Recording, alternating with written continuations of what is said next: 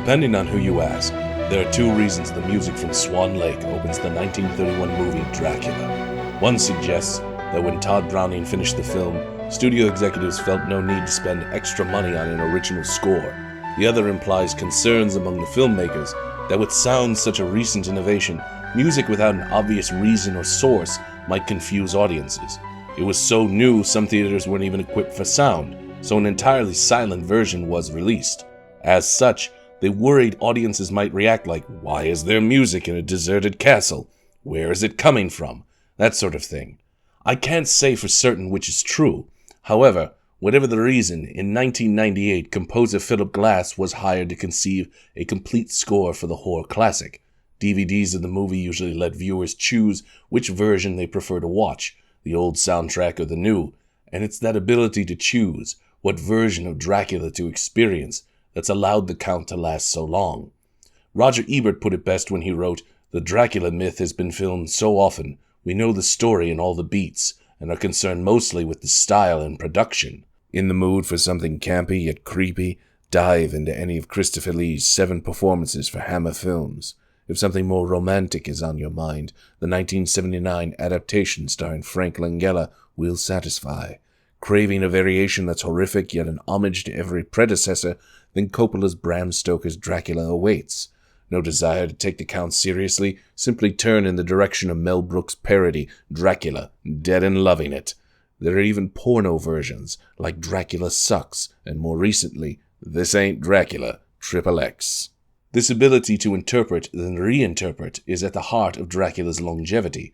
The reason for this is that the character Dracula, in the original novel, is so mysterious a figure he's open to almost any interpretation. And by mysterious, I mean we know so little about him. His motivations on the page, outside the desire to drain British veins, isn't as fleshed out as in the films. This is mostly due to the fact Dracula actually appears very little in the course of the narrative. Most of Stoker's story involves people talking about and reacting to events that have been orchestrated by the Count. This lends a certain menace to the character I think is lost on film. Being able to see Dracula feed on Lucy Westenra can be gruesome. However, in the book, there's a sense of something lurking out of sight that gnaws on the subconscious. Seeing the vampire attack over and over eventually numbs one to the sight, requiring greater gradients of gore to unsettle the viewer. Think of it like this. The vampire in Stoker's novel is more akin to the shark in Jaws. Dracula is, in essence, a creature feature. Though that term is more often applied to entities like the Gill Man from the Black Lagoon, King Kong, or the Thing, it's still applicable to vampires. A fact proven not only by F.W. Murnau's Nosferatu, given Count Orlok's rat-like characteristics, but also Gary Oldman's frightening transformations and Coppola's Dracula. The inhuman aspect of the vampires emphasized in those films well beyond simple fangs. What other creature features tend towards is a slow revelation. The full creature is never on full display until some point later, sometimes not even until the end of the film.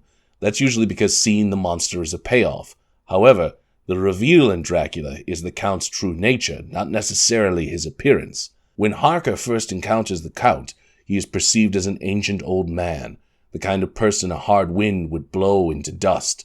Yet at times he demonstrates a vitality, a strength and celerity no one so withered and old should be capable of. His ability to climb down the side of the castle in a lizard-like fashion springs to mind. While the first indication something extraordinary is afoot, there's still a build to the revelation the Count is an unnatural entity. At first, Harker's plight seems to be that some deranged, decrepit old aristocrat is conspiring to keep him prisoner in the castle.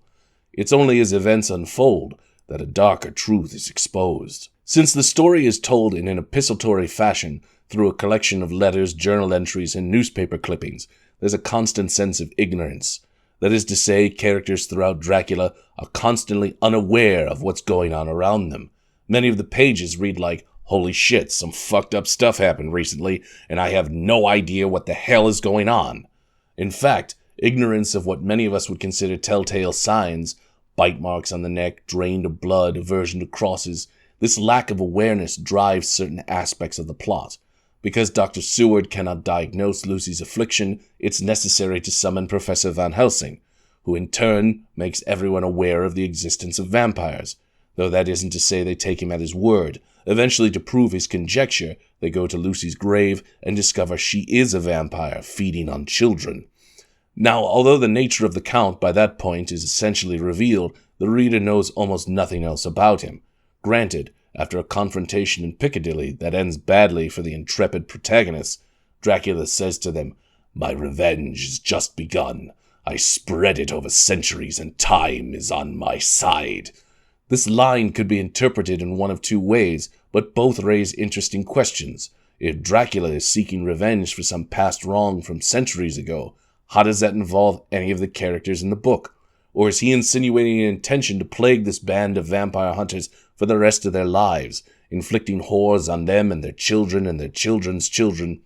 One speaks to a potential motivation for the Count's actions, while the other implies a cruelty to the character, exposing a facet of his personality. However, since no explanation is presented in the text, any interpretation is roughly correct. Yet the point is, whatever it reveals about the Count is how the reader interprets things. After this incident, Van Helsing says, "We have learnt something. He fear time. He fear want." Unfortunately, it shouldn't be taken as gospel. It's one of the many leaps in logic Van Helsing performs which seem to result in odd conclusions about the Count. At one point, Van Helsing speculates on why Dracula hires other people to move the boxes of earth he rests in. The professor concludes Dracula has a child's brain that's slowly growing and eventually learned he could move the boxes on his own. Yet the fact that there are 50 boxes, big enough to hold a body, not to mention stuffed full of earth, and it's more practical to hire a moving crew to transport them, this never seems to dawn on the brilliant Professor Van Helsing, so I take his interpretations peppered throughout the novel with a grain of salt. What I'm getting at is that in the book, Dracula is just a straight-up blood-sucking monster. Filmmakers then seem to have desired to flesh out the character. It makes sense given that there's room to maneuver, there's nothing concrete in the text they'd have to cut out, plus doing so provides a more three-dimensional character, someone audiences can understand, perhaps even relate to. However, it also diminishes the horrific nature of Dracula. He ceases to be a monster erupting from the shadows, biting into throats and guzzling blood. He becomes a sad, lonely man longing for love, sailing oceans of time to find romance. Part of this is a natural byproduct of the book being read by so many. Although not very profitable in his lifetime, Stoker's book sold epically once the film Nosferatu came out. The legion of fans that followed resulted in decades of literary interpretations, academics and whorehounds alike delving into the material and claiming to have discovered various symbolism. It's always been my experience that fans of something will find deeper meaning in the things they love. That isn't to say what they've found isn't there, and whether Stoker intended people to discover the things they find is irrelevant. His intention as a writer doesn't confine the book to one interpretation. Yet the myriad facets people find in the book perhaps steer filmmakers towards certain destinations. Consider the big-breasted vampiresses in Hammer films spilling out of their gowns. Besides the obvious, titillating reason for their appearance, perhaps those films are leaning into the idea Dracula is commenting on Victorian ideas about sexuality, especially regarding women. In this instance, the Victorian notion that sexually forward women are dangerous and need to be stopped by good Christian men.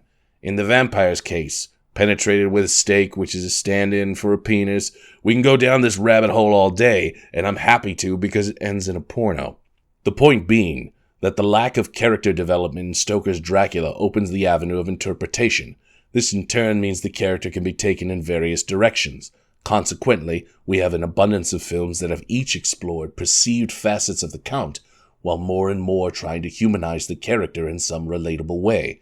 His actions then, though still gruesome, become less horrific and oftentimes more tragic. Gary Oldman's monstrous appearance undermined by the fact he's a sad, lonely man desperate to find love.